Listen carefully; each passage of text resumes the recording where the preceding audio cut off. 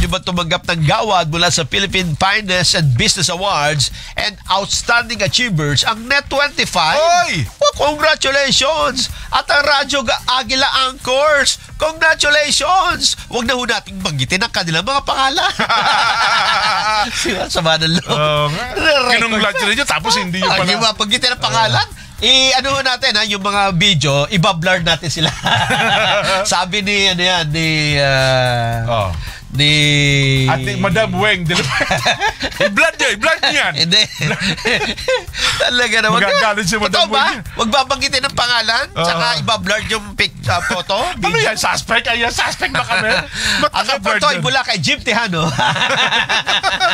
Best reporter, Jimboy Tejano. Yan, naka-blurred.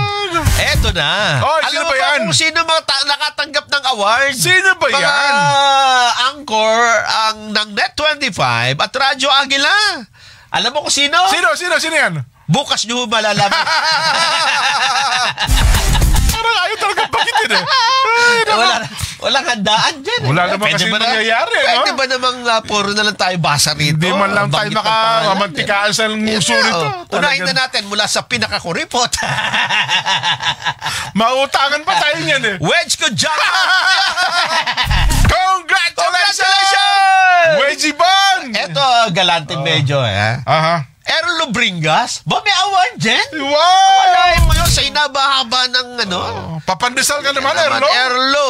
Oo, pandesal man lang. May gas-gas pa sa siko yan, ha? Tumanggap na, di ba na dulas yung kanyang motor? Kala ko napasubsub kay Alice Guo eh. Ganun. At si Ate Bel Sorara. Congratulations! Ayan. Tinanggap po ni Wedge ko Jamat. Sabi ko siya, inuna yung tinanggap po ni Wedge ko Jamat ang anchor din ng Mata ng Agila sa tanghali, ang Outstanding Male News Anchor. Outstanding Male News Anchor, Wedge ko Jamat. Pagayon-gayon lang. Talaga naman, At si Ate Bel Sorara naman, host ng program It Connect sa Radyo Agila, ay bilang remarkable female veteran radio host. Wow, congratulations sa inyong dalawa. Remarkable. Wow, remarkable.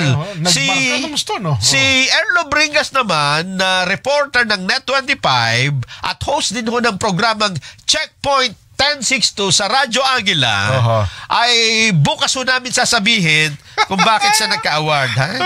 Bukas. Outstanding. Oras, di ba yung maba pa oras? Oo, maba pa oras. Sasabihin mo na ba natin kung bakit nagka-award si Erlo? O hintay muna natin yung pansit. Hindi, bukod doon sa napasubsub sa kay Alice Guo, napagkamalan sa si John Binay eh. Oo nga pala, tama. Ang award naman ni Erlo Bringas ay Outstanding Radio Host at Radio Reporter. Takot mo yung mga taong yan. Outstanding? Pag ganun lang, Erlo. Talaga naman, Bukod dyan, tumanggap din ho ng gawad ang iyong pang media personality, maging ang iba't iba pang nasa larangan ng industriya.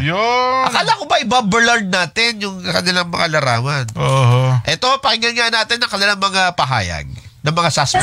Salamat po sa mga tumakilig sa programa po ng Radyo Agila, lalo na po sa Net25, especially po sa mga checkpoints natin dyan, checkpoint and release, and tutuloy ko po itong mas inspiration po para sa pagkapat ko na bilang isang mamahayag ng isang radio host din po na makapagbigay ng balitang informasyon sa ating mga kababayan. Salamat po sa support ang mga ka-Radyo Agila at mga ka-Net25.